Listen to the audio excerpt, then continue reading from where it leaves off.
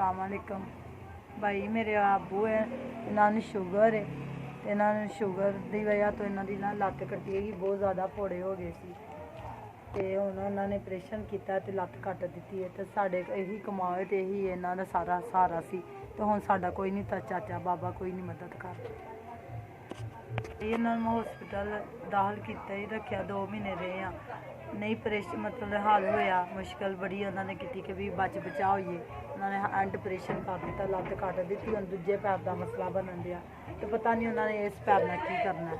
तो साडा कोई खान पीन वास्ते घर कुछ भी नहीं है, खान पीन वाली कोई भाई घर खान पीन वास्ते कोई चीज़ नहीं हैगी। अब्बू की लत्त कट्टी गई है, तो ना ही व्हील चेयर की भी सानू जरूरत है। साढ़े घर खान पीन वास्ते कोई चीज़ नहीं हैगी, ना दवाइयां वास्ते पैसे है, ना कोई चीज़ है, ना कोई गल है, ना कोई मदद करता।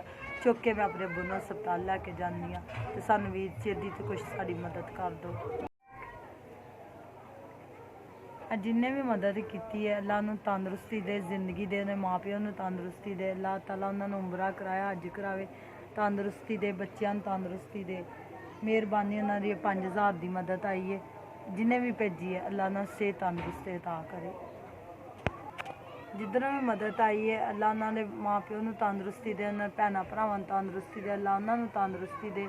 अल्लाह ने मदद फरमाए, अल्लाह सोना उन्होंने खैर करे, तंदुरुस्ती अता करे, अल्लाह उन्होंने मुश्किल आसान करे। उन्होंने बड़ी मेहरबानी भी उन्होंने साड़ी मदद की।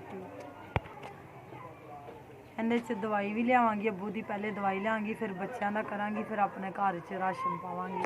बड़ी मेहरबानी। 2000 की 2 महीने बाद असी आए हैं, तो उनके तो बाद हुण मिली है मदद, तो उन्होंने हॉस्पिटलों आए हैं 2 महीनों बाद।